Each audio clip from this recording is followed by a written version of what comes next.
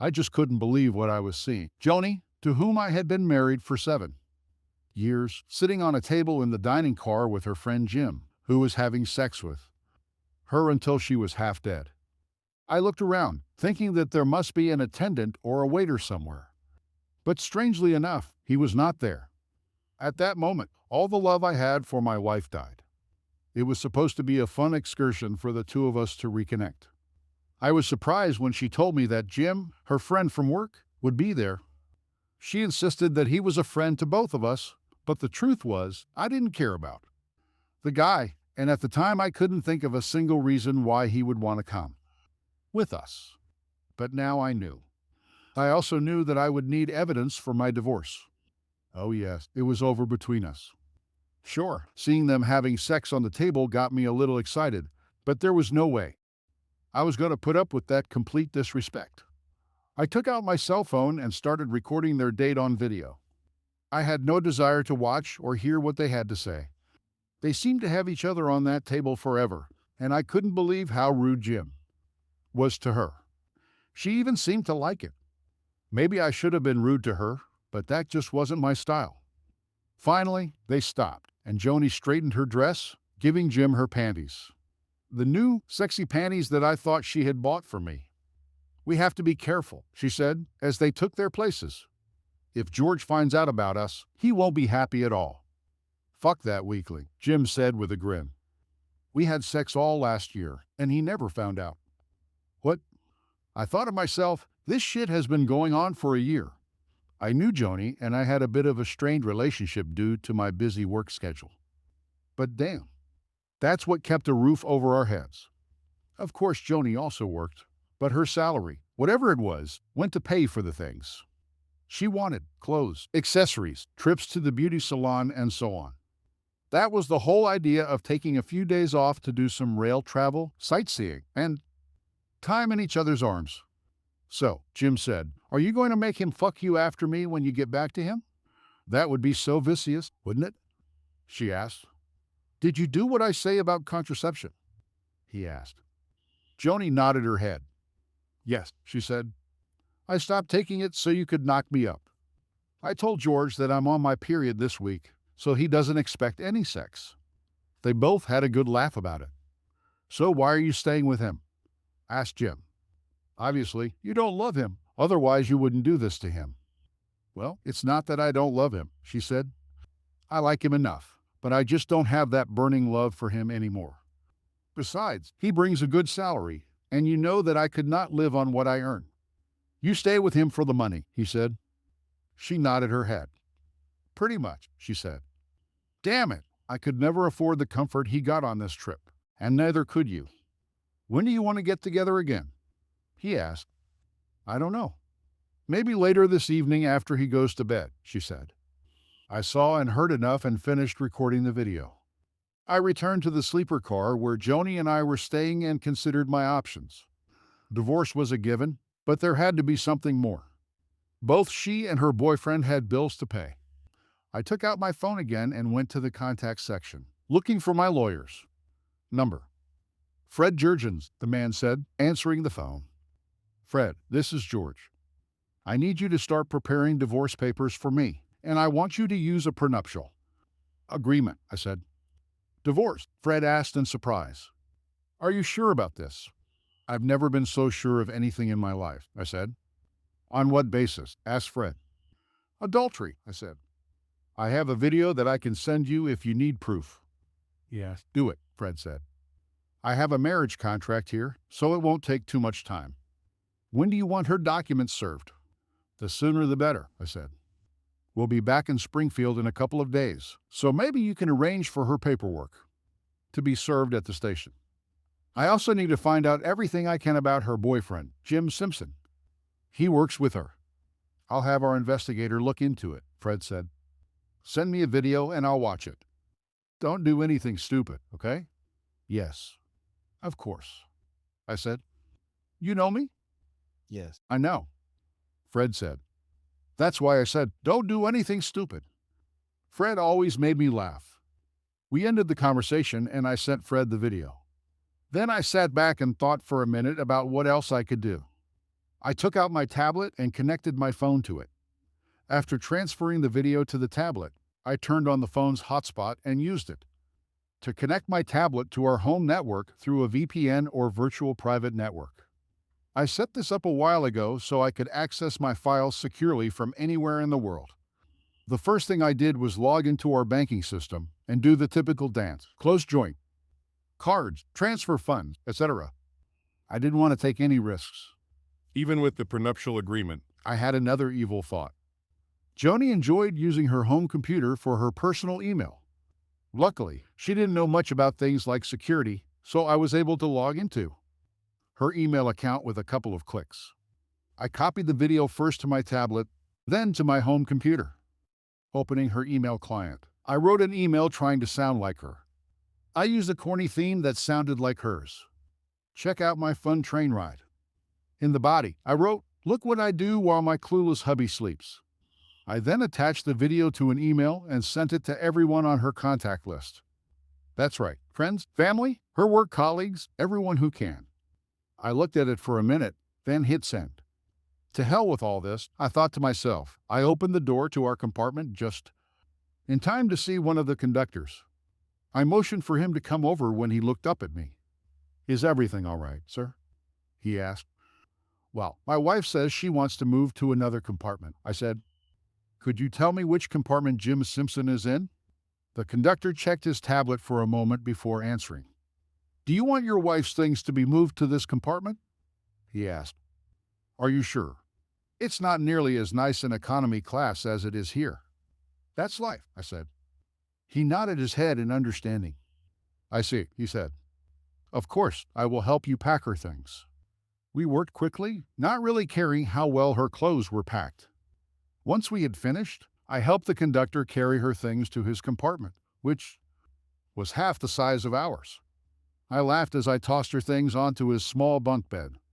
Let her deal with this herself, I thought to myself. "I'll need to make her a new key card," said the conductor. He took a white card from his pocket and inserted it into the magnetic recording device connected to his tablet. When he finished, he looked at me. "Do you know where she is?" he asked. I nodded my head. "I know where she was the last time I saw her," I said. "Lead on," he said. We walked through the entire train and entered the dining car. Johnny and Jim were still making eyes at each other when we approached them. I sat down in one of the chairs at the table, and the clerk caught Joni's attention. "Yes," she asked, looking worried. "I need to give you your new key card," he said, "and pick up the old one." She looked surprised. "What do you have in mind?" she asked. "Obviously, there was a mix-up in the allocation of seats, so I need to give you your new key," he said. This guy was cool as a cucumber, I thought. Angry, Joni pulled out her key card and handed it to the attendant. He smiled and handed her a new card. "Thank you," he said. "Have a nice trip." He turned and walked away. Joni looked at me angrily. "What the hell are you doing?" she asked. "I'm just making the game easier for you and Jim," I said. Her eyes widened. "What do you mean?" she asked. "You think I don't know about you too?" I asked. Joni started to get nervous. She looked at Jim and he looked worried. He looked at her key card and noticed the compartment number. "Wait," he said. "This is the key to my compartment." I nodded my head. "I thought that way you two wouldn't have to have sex on the dinner table," I said. "I understand it might be a little crowded here, but that's the way it is. By the way, did Joni ever tell you about the prenup she signed when we got married?" "What are you talking about?" asked Jim. "Well, if you're going to fuck someone's wife, you should know a little about her first. Do you agree?" I asked. "Look, it was all just for fun," he said. "We didn't mean anything like that." Joni spoke. "That's right, George," she said. "It was all just for fun. This will not affect our marriage in the slightest." "Really?" I asked, taking out my tablet. I scrolled to the part where they were talking and pressed play. "Listen to this," I said. "I like him enough, but I just don't have that burning love for him anymore. Besides, it pays well, and you know I couldn't live on what I make," Joni's voice set in. The video.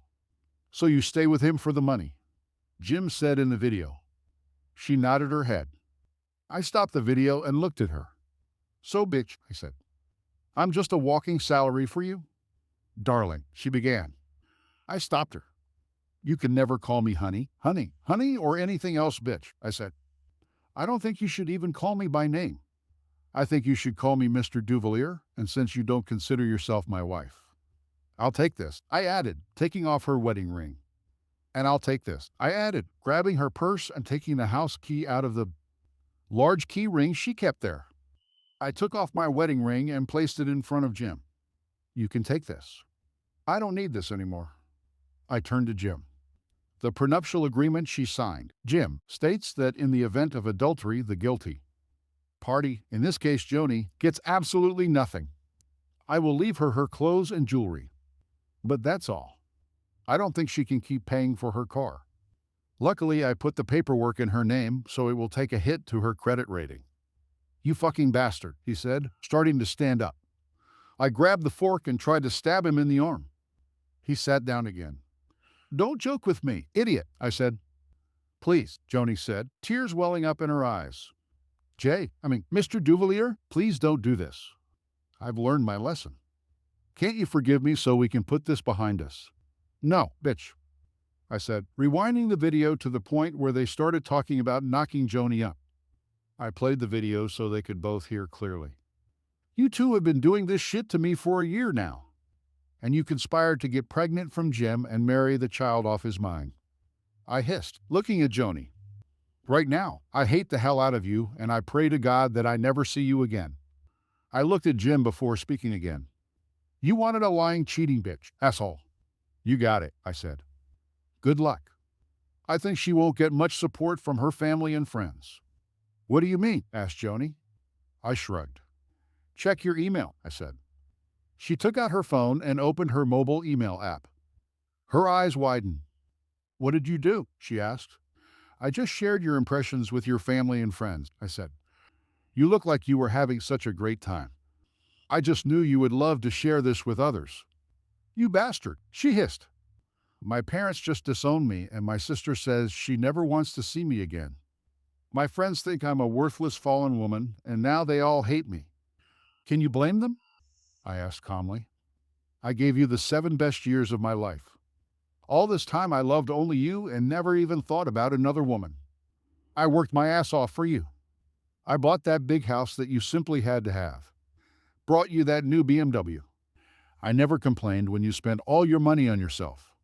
And I never complained when you went off, supposedly, with the girls. And what did I get in return? You're tearing my heart out. You're cheating on me and ruining our marriage, so I don't blame them one bit. Please just give me one more chance, she begged. I shook my head. No, I said, you could have ended this at any time, but you chose not to. So this is the end of the road. You have chosen your bed, and now you will sleep in it. I hope it was all worth it for you. I think they'll give you the papers when we get to Springfield. Just sign the papers and we'll be done with it. Then you and Jim can fuck each other to death. I don't care. Mr. Duvalier, she said, is there anything I can do to make it up to you? I'll do anything. I stood up and thought for a moment before answering. Yes, I said, there is one thing, actually, 2 things. Her eyes lit up in anticipation. Eat shit and die. She fainted in tears when I turned and walked away. I fought back my tears as I returned to my compartment. After I closed and locked at the door, my phone rang. These were her parents. Apparently, they saw the video I sent them. George, what the hell is going on? Asked Cliff, Joni's father. Hi, Cliff, I said. I caught your daughter having sex with another man. I made a video and sent it to you. I am filing divorce papers based on a prenuptial agreement. I think she'll be served when the train gets to Springfield. I wanted you to know why I'm divorcing her. Is there any way to ignore this? He asked. Divorce is so radical. No, Cliff, I said. If you listen to what your daughter and her lover said, you will understand that I cannot come to terms with her betrayal. I'm just a salary to her. That's all. She even wanted me to raise a child with another man. This stupid girl, he said. I heard you renounced her, I said. No, he said. I asked her to give me at least one good reason not to renounce her. I am still waiting. Well, whatever it is, I'm glad you made us sign this prenuptial agreement, I said. It probably didn't happen the way you imagined, but you did me a great favor. I'm sorry, George, he said. You're right. And since then, I've loved you like the son I never had. I think highly of you, too, I said. Is there anything we can do? He asked. Actually, yes, I said. Do you still have that spare house key I gave you? Yes, we have it, he said. Could you call a truck and pick up her things from the house? I asked. I won't be in town for another couple of days, and I don't want her in the house. I'll reimburse you for the cost of the truck. Of course we can do it, he said. What about her car? You can take that too, but I'm not sure how long she'll be able to use it, I said. Maybe you can teach her how to budget, or maybe she can trade it for something she can afford. Okay, he said. Look, George, I'm really sorry about all this. It's not your fault, I said. We said goodbye and ended the conversation. The phone rang the second I put it in my pocket. It was Joni's cousin, Lisa. I answered the call. What do you want, Lisa? I asked. So, have you finally found out about Joni? She asked. Yes, I said. I take it you're going to divorce this worthless bitch. She asked. Of course, I said. I have already taken some steps. Okay, she said. You know, I've always been partial to you. To tell the truth, I also found Lisa damn attractive, but I was married to her cousin. So that made her unavailable. Well, you're pretty sexy yourself, I said. Lisa had a habit of wearing short skirts and tiny ripped shorts around me, and it always delighted me. So you noticed, she said. Of course, I told her. Now that you kicked that bitch out, do you think we can hook up? She asked. Maybe when the divorce is final, I said. Okay, I understand, she said. I've been waiting for you for 7 years, so I think I can wait a few more months. See you when you get back. The call has ended. In the end, something good can come out of all this. The next 2 days went by pretty quickly for me. I spent most of my time talking on the phone. I rarely left my compartment without coming face to face with these two traitors. I heard from Fred, who told me what I suspected. Jim Simpson was a notorious womanizer who was divorced twice due to infidelity. His last wife also brought allegations of domestic violence against him. I assumed Joni would gravitate towards someone like that, but I hoped she would wake up in time and leave him. Just before the train arrived in Springfield, Joni knocked on my door. Who is this? I asked through the closed door. It's me, Joni, she said. What do you want? I asked. I want my husband to come back, she screamed. Cool shit, bitch, I said. I want a faithful wife who would love me, but I didn't get that, did I? Mrs. J, Mr. Duvier, I made a mistake, she exclaimed. You've gone way beyond a mistake, bitch, I said. Get out of here before I call security. You must be in economy class. Please, she begged. Can't we just talk? No, I said, leave. I never want to see you again. I heard her sniff as she left. Part of me felt bad for her, but I didn't really care. She brought all this upon herself with her lies, betrayal, and disrespect. I got off the train and looked around to see if I could see her and Jim. I saw them get off the train a few cars away. Neither of them looked too happy. Cool shit, I thought to myself. As I watched, a man approached Joni and handed her a manila envelope. She opened it and immediately burst into tears. I smiled and walked away. I got into my car and drove home. I noticed that Joni's car was missing and all of her belongings had been removed, including several pieces of furniture that she had when we first got married. I put my things away and walked around the house, taking down all the pictures that showed her. I wanted nothing to remind me of this cheating bitch. A couple of hours later, I heard a knock on the door. I looked out the window and saw Lisa. God, she looked sexy in those shorts. I opened the door and let her inside. She was carrying a large dish of something that smelled like lasagna. She walked in as if she owned the house and placed the dish on the kitchen table. When she turned to me again, I looked her up and down. She was wearing a short t-shirt that reached just below her chest. Her shorts were shorter than I remembered, and there was just a tiny piece of fabric showing between her legs. I wanted to make sure you had something tasty. She said, I don't want you to get hungry. Thank you, Lisa. I said. I appreciate it. Her eyes sparkled as she smiled. Would you like to stay and have dinner with me? I would love to, she said. Go wash yourself, and I know where everything is. I headed upstairs and quickly washed my face before returning. By the time I returned, the table was already set, and Lisa even poured each of us a glass of wine. I pulled out a chair for her and admired her slender hips as she sat down. She grabbed my plate and put a nice piece of lasagna on it, which had a lot of meat and layers of cheese. I thought it took a lot of work on her part. After she helped herself to a small portion, I looked at her. Looks delicious, I said. Thank you, she said in response. I love to cook, especially for those who are truly dear to me. Indeed, the lasagna was as delicious as it looked, and I ate every bite, even cleaning the plate with a piece of the garlic bread she had baked. You must be hungry, she said. There's no way I'm going to waste such delicious food, I said. It was the best lasagna I've ever tasted. She smiled, coming close to me. I'm glad you liked it, she said, sitting down on my lap. There's a lot more where that came from. And maybe someday I'll even bring you dessert, she added, lifting her t-shirt to show off her beautiful size 2 breasts. I felt a familiar stirring in my pants as she gave me a hot kiss. I need to go home and feed my cat, but I'll be there tomorrow. I can't wait, I said. She smiled as she stood up. This is just a preview of what I have in store for you, she said. I guess I'll just have to let little George take care of me until your divorce is final. Little George, I asked. That's what I call my vibrator, she said. I see, I said. Well, let's hope Joni doesn't contest the divorce. We kissed a little before Lisa left.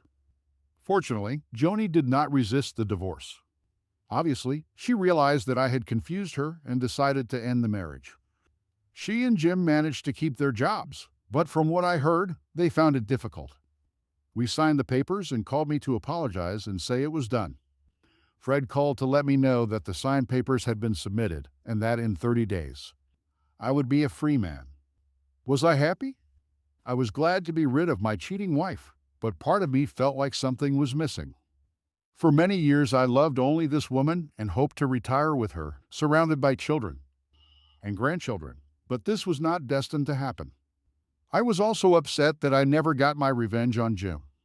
I thought about filing for alienation of affection, but Fred said it was a waste of time. I thought about beating him to a pulp, but decided against it because I had no desire to go to jail. Lisa came over every evening with something she had cooked, and we shared dinner. She even made a note on my calendar, counting down the days until the divorce became final. She was a tireless teaser and even gave me a couple of DVDs filled with her selfies and home videos of little George. Pretty soon the 30 days were up, and I received papers saying the divorce was final. I was surprised that I didn't hear anything from Joni because I figured she should have called or done something stupid by now, but she didn't. Well, Lisa didn't wait for my call. She came that day and knocked on the door. This seemed strange to me because I had already given her the key to the house and told her that she could come over any time. I opened the door and experienced the greatest shock of my life. There she was on the front porch. She stood completely naked and her bare feet were spread quite wide. I took her inside and kissed her deeply, running my hands over her smooth skin. She kissed me back just as hard, all the while tearing my clothes off. As a result, we ended up naked on the sofa, and before I knew it, she took hold of my manhood. I have never experienced greater bliss in my life. I've reached the finish line. Fuck me, baby, she moaned. Now I'm your woman. Take me. Who am I to complain? I did everything she asked, and we reached climax at the same time. This is so much better than I ever thought. We moaned. Never stop having sex with me, George. Do it to me. Please, baby. I love you so much. I love you too, I said, crushing her under me. We spent a few more rounds on the couch and finally went to the bedroom where we made love. Most of the night, as we held each other, I realized that I had to be with this woman for the rest of my life. She must have been thinking the same thing. She turned on her side and looked into my eyes. I've always loved you, George. She said, I will never do to you what my stupid cousin did.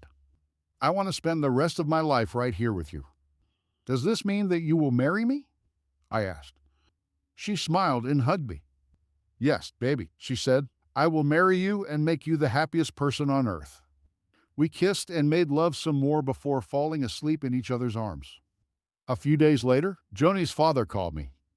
Lisa and I had just finished making love and were leaning back on the bed, watching a movie while sharing a bowl of popcorn. George, Joni is in the hospital, he said. I sat up, surprised. What's happened?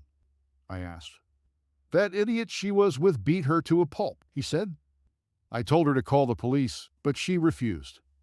Will she be okay? I asked. Eventually, but I don't think it will last long if she stays with him, he said. Okay, we'll go there and check on her, I said. We asked her father. Yes, Lisa and I said. Is Lisa there with you? He asked. Yes, I said. I couldn't have done it without her. Okay, he said. I understand. Meet me at the hospital. After we finished talking, I explained to Lisa what happened and told her what I had learned. About Jim fucking Simpson. We were both angry at Joni for what she did, but neither of us wanted to hurt her physically. We cleaned ourselves up, got dressed, and headed to the hospital. After speaking with the nurse, we were taken to her room. She looked terrible. Her face was black and blue, and one eye was swollen and would not open. One arm was in a cast and liquid was dripping from enrollment 4 into the other. She moaned weakly as we entered the room. I wanted to hug her and tell her everything would be okay, but I didn't. Mr. Duvar, she said, and a tear rolled down her cheek. I raised my hand to stop her. You can call me George, I said. What's happened? Jim wanted to use my car to take his date on a date, and I told him no, she said slowly. He got angry and started beating me, calling me all sorts of names. I told him it was my car, and almost half of my paycheck was going towards payment. And there was no way I was going to let him use it to impress some slut. He didn't stop beating me until I threatened to call 911. That's when he ran away. I don't know where he is. I was having a really hard time breathing, and my chest was hurting really bad, so I called 911, and they came and brought me here. Did you tell the cops what happened? Asked Lisa. No, she said. I was afraid to do it. I thought that if he went to prison, he would kill me when he got out. I shook my head at the crap I heard. Let me get this right, I said. You ran away to live with the guy you cheated on me with, and now he's cheating on you. This is true. She sobbed and nodded her head. Yeah, she said. I really screwed up, didn't I? Yes, you did it, said Lisa. But you don't deserve it. He committed a crime and needs to be put behind bars. Johnny, I said. Did you know that he had a history of domestic violence? I knew he could be a little rough, but no, I didn't know that, she said. Lisa hugged her cousin and tried to comfort her. Joni noticed the diamond ring on her finger. Are you engaged? Asked Joni. Lisa smiled and nodded her head. Yes, she said. George and I are going to get married. Joni began to sob and her tears soaked Lisa's t-shirt. But you're still my cousin and I still love you, even though I think you're a stupid bitch for what you did to George. Just then, Joni's parents entered the room. They were furious when Lisa and I told them what happened. Okay, Cliff said to Joni. We'll stay here with you and move you back to the house when you're discharged. You will stay with us until you can get back on your feet. He looked at me and motioned for me to go out into the corridor. What do you know about this guy Simpson? He asked. I told him what I learned from Fred, and he nodded his head, making mental notes. And you say he works with Joni? Yes, I said. He nodded his head again. Okay, I'll take care of Simpson, he said. I'm not going to discuss this with you. You don't need to know the details. Trust me. What's going on with you and Lisa? Well, she helped me get through my divorce, and now we're engaged, I said. He smiled and nodded his head. I'm not surprised, he said. She was always partial to you. Congratulations. At least you'll still be part of the family. Thank you, I said. Is there anything I can do to help with Simpson? He shook his head. No, he said. I'll take care of everything.